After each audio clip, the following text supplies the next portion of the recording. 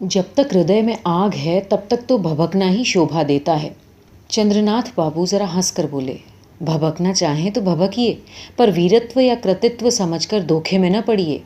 संसार में जो बढ़ा है भभक कर नहीं बढ़ा, परिश्रम करके बढ़ा है। जो लोग परिश्रम को भेड़िया समझकर सदा उससे दूर भागते हैं, उन्हीं को नींद टूटने पर बिना परिश्रम सहज और सरल रास्ते से भाग निकलने की पड़ती है।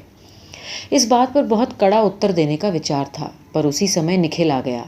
चंद्रनाथ बाबू उठे और मक्खी की ओर देख कर बोले, मैं अब चलता हूँ, कुछ काम है। उनके जाते ही मैंने वही अंग्रेजी की पुस्तक दिखाकर निखिल से कहा, मक्खी रानी से इसी पुस्तक के बारे में बातें कर रहा था।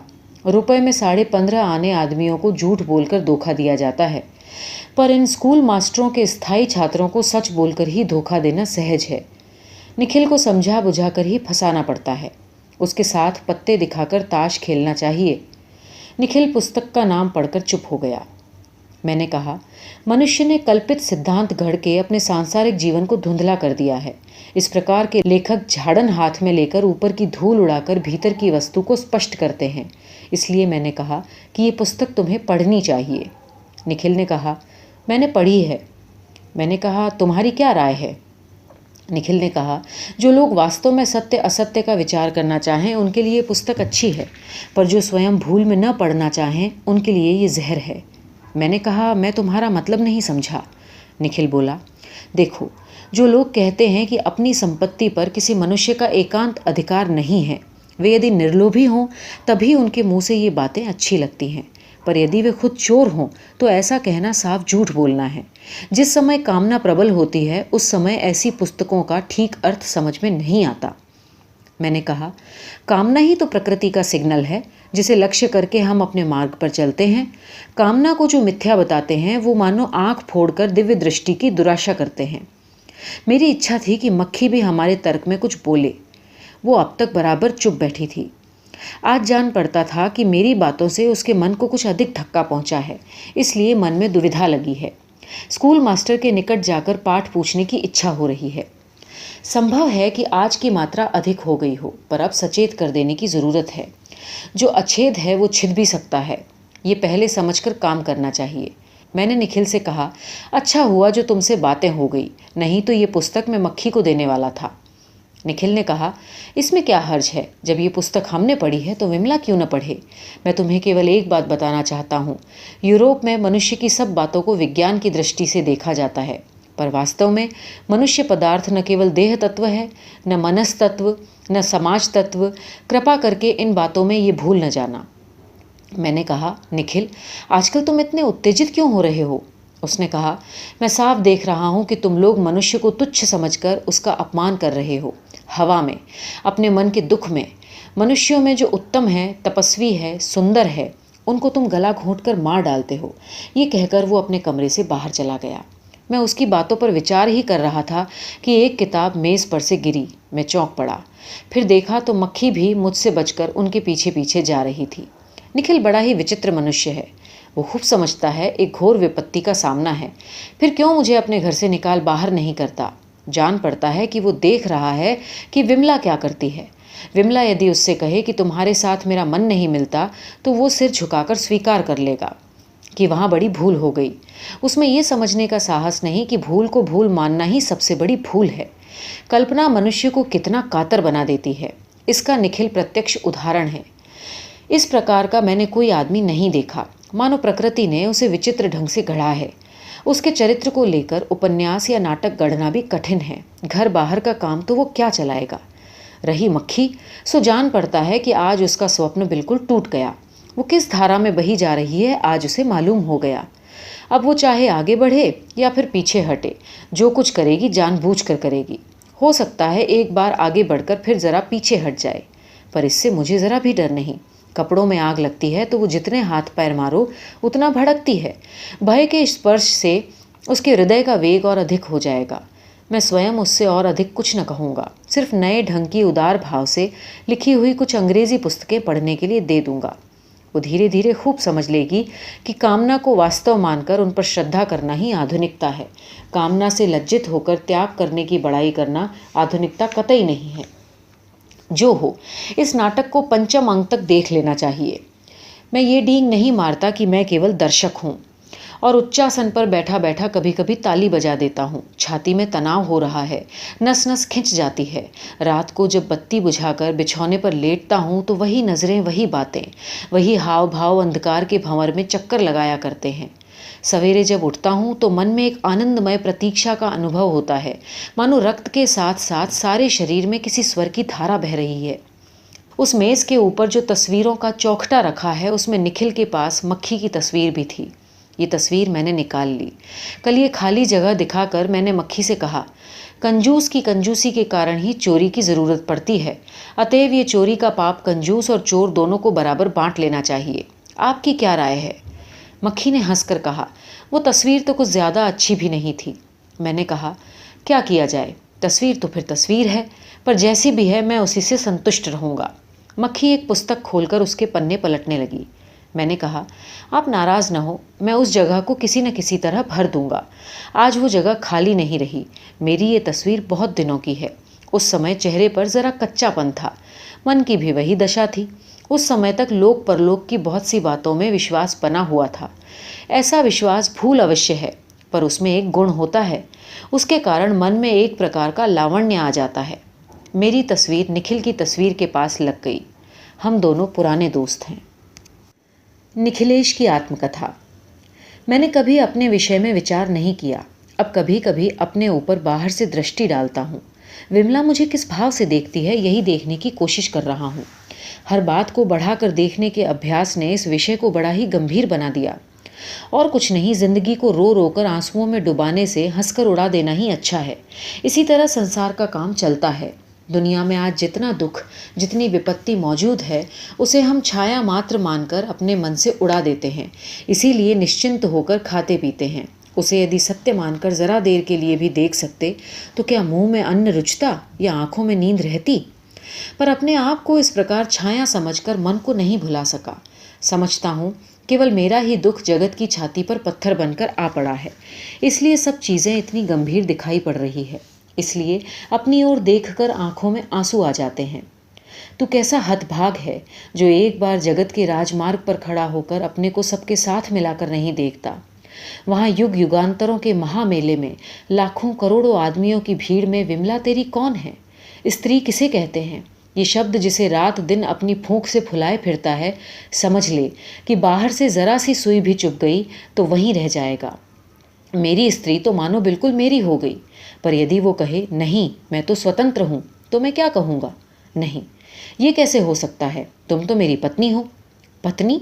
मानो शब्द से अधिकार और सत्य दोनों हाथ पांव बांधकर कैद कर सकते हैं। पत्नी, इस शब्द में मैंने जीवन का समस्त माधुर्य इकट्ठा करके सदा अपने हृदय में रखा है। वहाँ से हटकर उसे कभी धूल पर नहीं उतरने दिया। इसी नाम की वेदी पर कितनी पूजा की धूप जली है, कितनी कामना की वंशी बजी है, कितने बसंत और शरद के फूल चढ़े हैं। वो यदि कागज़ की नाव के समान गंदे जल में डूब जाए तो उसके साथ मेरा, लो देखो फिर वही गंभीरता। ये सब गुस्से की बातें हैं। तुम चाहे जितना क्रोध करो, जो बात है वो ज्यों की त्यों बनी रहेगी। यदि विमला तुम्हारी नहीं है तो बस नहीं है। जितना क्रोध करोगे, जितना छटपटाओगे, उतना इस बात का और प्रमाण मिलता जाएगा। छाती फटती है, फटने दो, इससे दुनिया का कुछ बनता बिगड़ता नहीं। दुनिया का क्या, तुम्हारा भी क्या बनता बिगड़ता है। जीवन में मनुष्य जो कुछ खोता है उस सब से मनुष्य बहुत बड़ा है। आंसुओं के समुद्र का पार अवश्य है, इसलिए हम रोते हैं, नहीं तो रोते भी नहीं। रहा समाज का विचार, सो समाज आप सोच लें और जो करना हो सो करें। मैं जो रोता हूँ ये मेरा अपना रोना है, समाज का नहीं। यदि विमला कहे कि मैं तुम्हारी नहीं हूँ तो फिर मेरी सामाजिक पत्नी होकर जहाँ चाहे रहे, मुझे इससे क्या मतलब। मास्टर महाशय अभी मेरे पास आए थे। उन्होंने मेरे कंधे पर हाथ रखकर मुझसे कहा, निखिल सोने चले जाओ, बहुत रात हो गई है। बात यह है कि जब तक विमला खूब गहरी नींद में नहीं सो जाती, मुझे अंदर जाकर सोना बहुत मुश्किल मालूम होता है। दिन के समय उसके पास बैठता हूँ, बातचीत भी होती है, पर रात के समय जब उसके साथ अकेला होता हूँ तो कहने के लिए कोई बात ही नहीं सूझती। उस समय मुझको बड़ी लज्जा मालूम होती है। मैंने मास्टर महाशय से पूछा, आप अभी तक सोए क्यों नहीं? वो हंसकर बोले, मेरे सोने के दिन गए, अब जागने के दिन हैं। मैं जाने ही वाला था कि खिड़की के सामने आकाश में जो गहरा बादल छाया हुआ था वो ज़रा सा फटा और अकस्मात एक बड़ा सा तारा चमकता हुआ दिखाई पड़ा और मुझसे कहने लगा, कितने ही संबंध बनते बिगड़ते हैं, पर मैं उसी प्रकार स्थिर हूँ, मानो मिलन रात्रि के कभी न बुझने वाले प्रदीप की शिखा हूँ। तुरंत ही ऐसा जान पड़ने लगा कि इन वस्तुओं के पीछे मेरी अनंत काल की प्रेयसी स्थिर होकर बैठी है। कितने जन्म, कितने दर्पणों में उसकी छवि दिखाई पड़ी। दर्पण भी कैसे कैसे, टूटे फूटे, धुंधले। जैसे ही सोचता हूँ इस दर्पण को अपना करके बक्स में बंद करके रख दूँ, वैसे ही छवि ओझल हो जाती है। जाने दो, करना ही क्या है। मुझे न दर्पण चाहिए और न तस्वीर। अंधेरे में खड़ा एक शैतान कह रहा है, ये सब बच्चों का फुसलाना है। यही सही, बच्चों को तो फुसलाना ही पड़ता है, पर लाखों करोड़ों बच्चों को क्या केवल झूठ बोल करके ही फुसलाया जा सकता है? मेरी प्रेयसी मुझे नहीं फुसला सकती, वो अवश्य सत्य है। इसी कारण मैंने बार बार उसे देखा, बार बार देखूंगा। भूल में पड़कर भी उसे देख रहा हूँ, आंसू भरी आंखों से भी उसे देखा है। जीवन के बाजार की भीड़ भाड़ में उसे बार बार खोया है। मृत्यु की धारा में डूब कर निकलूंगा तो भी उसे देखूंगा। तुम निष्ठुर हो, पर अधिक मत सताना। जिस मार्ग पर तुम्हारे पदचिन्ह पड़े हैं, जिस हवा में तुम्हारे खुले बाल की सुगंध भरी है, उसे यदि फिर खो बैठूं तो इसी भूल में मुझे सदा के लिए छोड़ न देना।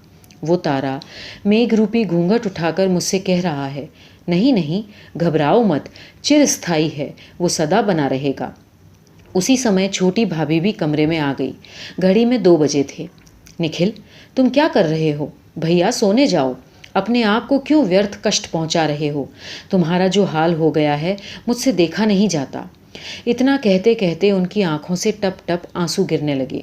मैं कुछ नहीं बोला, उनके चरण छूकर प्रणाम करके सोने के लिए चला गया। विमला की आत्मकथा। पहले मुझे न कुछ संदेह था न किसी प्रकार का डर। मैं समझती थी देश के लिए आत्मसमर्पण कर रही हूँ। परिपूर्ण आत्मसमर्पण में कैसा आनंद मिलता है, उस समय मुझे पहली बार मालूम हुआ था कि अपना सर्वनाश करके ही परमानंद प्राप्त होता है। मुमकिन था ये नशा अपने आप दूर हो जाता, पर संदीप बाबू से न रहा गया। उन्होंने अपने मन का भाव स्पष्ट कर डाला। उनकी बातों का स्वर मुझे हर ओर से स्पर्श करने लगा। उनकी चाह भरी नज़रें मानो मेरे पांव पकड़कर भिक्षा मांगने लगी। इन सब बातों से इच्छा का जोर ऐसा प्रबल दिखाई पड़ता था, मानो मुझे निष्ठुर डाकू के समान चोटी पकड़कर खींच कर ले जाएगा। सच बात तो ये है कि इस भयंकर इच्छा की प्रलय मूर्ति रात दिन मेरे मन को खींच रही थी। मैं जानती थी कि अपना सत्यानाश कर रही हूँ, पर यह विचार भी कैसा मनोहर मालूम होता था। कैसी लज्जा होती थी, कैसा डर लगता था, पर उसका माधुर्य बड़ा ही तीव्र था। फिर कौतूहल का भी अंत नहीं था। जिस मनुष्य को अच्छी तरह नहीं जानती, जो निश्चित रूप से मेरा नहीं हो सकता, जिसकी शक्ति प्रबल है, जिसका यौवन हजारों शिखाओं में जल रहा है, उसकी भड़कती हुई कामना का रहस्य कैसा प्रचंड, कैसा प्रबल होगा। जो समुद्र बहुत दूर था, जिसका नाम केवल पुस्तकों में पढ़ा था, उसकी एक भयानक लहर ने समस्त बाधाएं तोड़ डाली और अकस्मात मेरे पैरों को छूकर अपनी असीमता का परिचय दे दिया। पहले संदीप बाबू पर मेरी बड़ी भक्ति थी, पर अब तो भक्ति क्या, श्रद्धा भी नहीं है। तब भी मेरी ये रक्त मांस की वीणा उन्हीं के हाथ से बजने लगी। उन हाथों की मैं अवज्ञा करना चाहती थी और इस वीणा की भी, पर वीणा तो बजने लगी। ऐसा होते हुए भी मेरे मन में न जाने क्या बात थी, जिसके कारण ऐसा मालूम होता था कि इस जीने से मरना ही अच्छा है। एक दिन मेरी मझली जेठानी हंसकर कहने लगी, हमारी छोटी रानी में कैसे कैसे गुण हैं। अतिथि का कैसा सादर सत्कार किया कि घर छोड़कर जाना ही नहीं चाहता। हमारे समय में भी मेहमान आते थे, पर उनका इतना आदर नहीं था। इसके अतिरिक्त उस समय हमें पतियों की भी सेवा शुश्रूषा करनी पड़ती थी। बेचारा निखिल इस नए युग में पैदा हुआ है, इसी का फल भोग रहा है। यदि मेहमान बनकर इस घर में आता तो शायद उसकी भी कुछ पूछ होती। छोटी राक्षसी, तुमसे एक बार उसकी ओर देखा नहीं जाता, उसकी क्या दशा हो रही है। उस समय इन उलाहनों का मुझ पर कोई असर नहीं था। मैं सोचती थी, मैंने जो व्रत लिया है उसका अर्थ ये नहीं समझती। उस समय मेरे चारों ओर एक प्रबल भाव का चक्र था। मैं अपने विचार में देश के लिए प्राण दे रही थी। मुझे लाज शर्म की आवश्यकता न थी। कुछ दिनों से देशोपकार की बातें बंद है। आजकल आलोचना, आधुनिक काल के स्त्री पुरुषों के संबंध और अन्य हजारों इसी प्रकार की बातें हुआ करती हैं। बीच बीच में अंग्रेजी कविता और वैष्णव कविता का जिक्र भी छिड़ाता है। कविता में एक ऐसा स्वर सुनाई पड़ता है जो बहुत मीठे तार का स्वर है। इस स्वर का स्वाद मुझे अपने घर में अब तक न मिला था। मुझे जान पड़ता था मानो यही पौरुष का स्वर है, इसी में प्रबल शक्ति की झनकार सुनाई पड़ती है। किंतु अब ये पर्दा भी उठ गया। संदीप बाबू क्यों बिना कारण इस प्रकार दिन बिता रहे हैं, मैं क्यों बिना प्रयोजन उनके साथ आलोचना करने में जुटी हूँ, इन बातों का आज मेरे पास कोई उत्तर नहीं। इसलिए उस दिन मुझे अपने ऊपर, छोटी जेठानी के ऊपर और सारे जगत के व्यवहार के ऊपर बड़ा क्रोध आया। मैंने सोच लिया कि अब कभी बाहर की बैठक में न जाऊंगी, चाहे मर जाऊं तब भी नहीं। 2 दिन तक मैं बाहर नहीं गई। उन 2 दिनों में मुझे पहले ही अच्छी तरह मालूम हो गया कि मैं कितनी दूर निकल आई हूँ। ऐसा मालूम होता था मानो सारा जीवन फीका पड़ गया। जो चीज़ सामने आती थी तोड़कर फेंक देने को जी चाहता। कान बाहर की ओर ही लगे रहते। हर घड़ी काम काज में लगी रहने की कोशिश करने लगी। सोने का कमरा बिल्कुल साफ था, तब भी अपने सामने जल के घड़े डलवा कर उसे खूब धुलवाया। अलमारी में सब चीज़ें ठीक से रखी थीं, पर मैंने सब निकाल डाली और झाड़ पोंछ कर एक नए ढंग से सजाई। उस दिन मुझे सिर धोकर चोटी बांधने का अवकाश भी न मिला। भंडार में जाकर देखा तो बहुत सी खाने पीने की सामग्री चोरी हो गई थी। मैंने नौकर चाकरों को खूब डांटा डपटा, पर किसी को चोर ठहराने की हिम्मत न पड़ी, क्योंकि दोष मेरा भी था। मेरी क्या इतने दिनों तक आंखें फूट गई थी? उस दिन मैंने ऐसा हल्ला मचाया मानो मुझ पर कोई भूत सवार हो। दूसरे दिन पुस्तक पढ़ने की कोशिश की, पर कुछ याद नहीं क्या पढ़ा। एक बार भूल से पुस्तक हाथ में लेकर घूमते घूमते खिड़की के पास जा खड़ी हुई और बैठक में आंगन की तरफ झांकने लगी। उत्तर की ओर जो कमरे हैं वहाँ से सब दिखाई पड़ते हैं। उनमें से एक कमरा मानो मेरे जीवन समुद्र के उस पार पहुँचा है और पार उतरने को नाव नहीं मिलती। मैं खड़ी बाट जो रही हूँ। परसों में जो कुछ थी आज मानो उसकी छाया मात्र हूँ। उसी स्थान में हूँ, तब भी जान पड़ता है कि कहीं और हूँ। इसी समय संदीप बाबू एक समाचार पत्र हाथ में लिए कमरे के बरामदे में आते हुए दिखाई दिए। उनके मन की बेचैनी चेहरे पर साफ दिखाई पड़ती थी। बार बार जान पड़ता था मानो उन्हें आंगन पर और बरामदे के जंगले पर बड़ा क्रोध आ रहा है। समाचार पत्र उन्होंने अधीर होकर के दूर फेंक दिया। जान पड़ता था कि यदि संभव होता तो वो आकाश तक के टुकड़े कर डालते। प्रतीक्षा अब न रह सकेगी।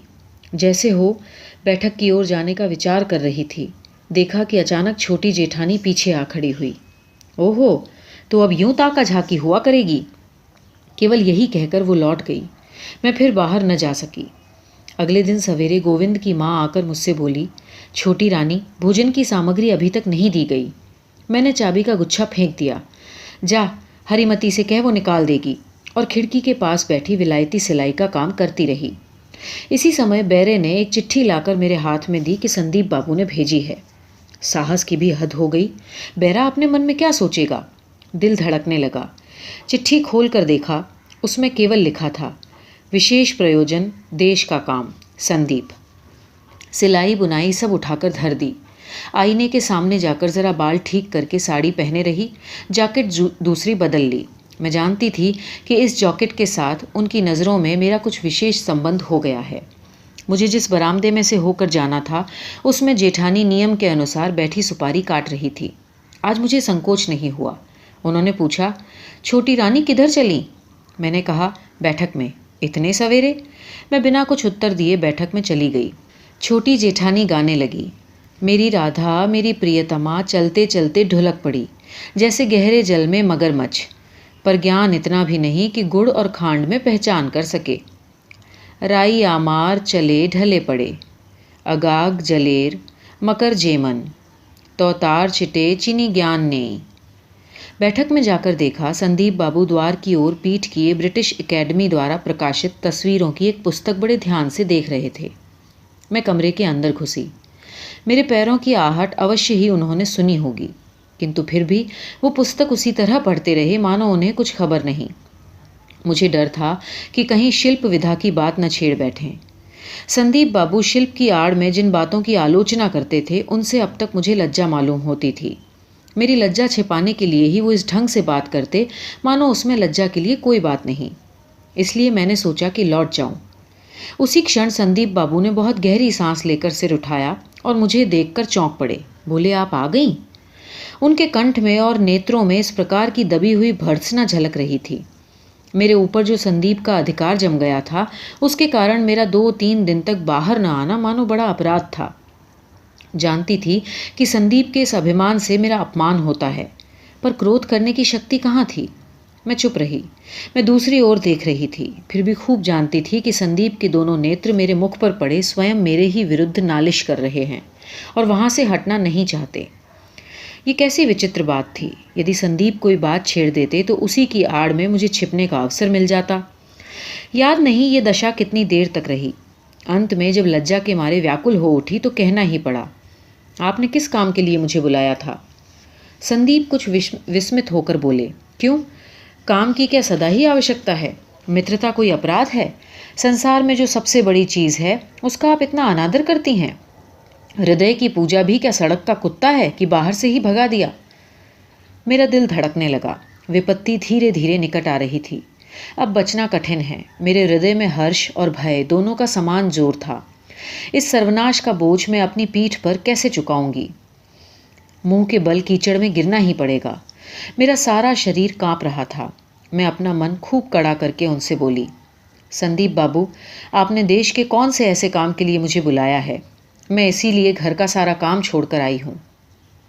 ज़रा हंस कर बोले, वही तो मैं आपको बता रहा हूँ। आप जानती हैं मैं पूजा करने यहाँ आया हूँ। क्या मैंने आपसे नहीं कहा कि आपके द्वारा मैं देश की शक्ति को प्रत्यक्ष देख रहा हूँ? केवल भूगोल विवरण ही नहीं, सत्य वस्तु नहीं है क्या? क्या कोई नक्शे की रेखाओं का स्मरण करके जान दे सकता है? जब आपको सामने देखता हूँ तभी तो समझता हूँ कि देश कितना सुंदर, कितना तेजस्वी है। आप अपने हाथ से मेरे माथे पर जय टीका लगा दें, तभी मैं जानूंगा कि मुझे देश का आदेश मिल गया है। इस बात को याद रखकर यदि लड़ते लड़ते बाण खाकर धरती पर गिर पड़ूंगा तो भी यही समझूंगा कि धूल भूगोल विवरण की धूल नहीं है। ये एक प्रेम से भरा आंचल है। कैसे प्रेम से भरा आंचल है ये आप स्वयं जानती हैं। आपने उस दिन जो साड़ी पहनी थी, जिसका लाल मिट्टी जैसा रंग था, जिसकी चौड़ी गोट रक्त की धारा के समान थी, वो उसी साड़ी का आंचल होगा। उसे क्या मैं भूल सकता हूँ? यही स्मृति तो जीवन का सतेज और मृत्यु को रमणीय बना सकती है। संदीप की आंखों से आग निकल रही थी। ये आग कामना की थी या पूजा की, ये मैं मालूम न कर सकी। मुझे वही दिन फिर याद आ गया जिस दिन मैंने उनका भाषण पहले पहल सुना था। मैं ये भी भूल गई थी कि संदीप बाबू मनुष्य हैं या अग्निशिखा। इसके बाद मुझसे कुछ भी न कहा गया। मुझे डर था कि कहीं संदीप बाबू एकदम उठकर मेरा हाथ न पकड़ लें, क्योंकि उनका हाथ चंचल अग्निशिखा की तरह कांप रहा था और उनकी दृष्टि चिंगारियों के समान मेरे ऊपर पड़ रही थी। फिर संदीप बाबू कहने लगी, क्या आप घर के कामकाज को सदा जीवन का सर्वस्व समझती रहेंगी? आपका तेज ऐसा प्रबल है कि उसके आभास मात्र से हम जीवन मरण को तुच्छ समझने लगते हैं। ये क्या घूंघट में चोट करने की चीज़ है? मिथ्या लाज आपको नहीं सुहाती। लोगों की कानाफूसी पर ध्यान देकर आप अपने लिए उचित नहीं कर रही। आपको विधि निषेध का चक्र तोड़कर स्वतंत्रता के मैदान में कूद आना चाहिए। इस प्रकार संदीप बाबू की बातों में देशभक्ति के साथ साथ मेरी प्रशंसा मिली होती और मेरा संकोच का बंधन टूटने लगता। खून में गर्मी आ जाती। कितने दिन शिल्प और वैष्णव कविता, स्त्री पुरुष के संबंध और वास्तव अवास्तव के विचार के विषय में बातें चलती रहीं। मेरा मन प्रायः ग्लानि से भर उठता। आज उस अंगारे की कालिमा ने फिर आंख पकड़ ली और उसके सामने लज्जा अधिक देर न ठहर सकी। मैं समझने लगी कि मेरा सतेज स्त्रीत्व वास्तव में एक दिव्य महिमा है। इसी समय खेमा दासी रोती पिटती शोर मचाती कमरे में आ पहुंची और बोली, मेरा हिसाब कर दो, मैं जाती हूँ। मुझे कभी ऐसी सिसकियों के मारे और कुछ सुनाई न दिया। मैंने उससे पूछा, क्या हुआ, क्या बात है? मालूम हुआ कि मंझली रानी माँ की दासी थाको खेमा से लड़ पड़ी थी और दोनों की आपस में खूब गाली गलौच हुई। मैंने बहुतेरा कहा कि मैं स्वयं आकर देखती हूँ कि क्या बात है, पर उसका रोना किसी प्रकार कम न हुआ। सवेरे दीपक रागिनी का स्वर खूब मधुर हो उठा था। उस पर मानो बासन मांजने का पानी डाल दिया गया हो। स्त्रियां जिस पद्म सरोवर की पद्म हैं, उसकी तली की कीचड़ धुलकर ऊपर आ गई।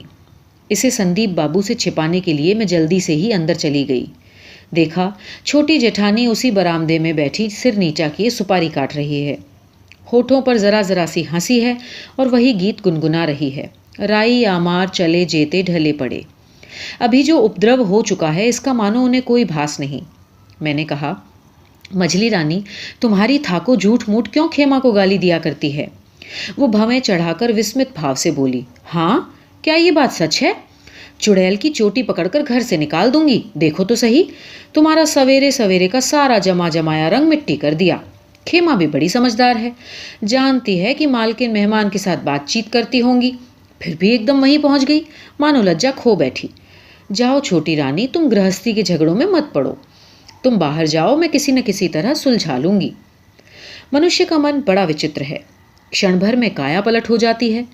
अभी सवेरे घर का काम काज छोड़कर किस भाव से संदीप से बातें करने बैठक में गई थी, अब जो लौट आई तो घर गृहस्थी के अभ्यस्त आदर्श के सामने वही बात ऐसी अनोखी और अनुचित मालूम होने लगी कि मुझसे कुछ उत्तर न बन पड़ा और सीधी अपने कमरे में चली गई।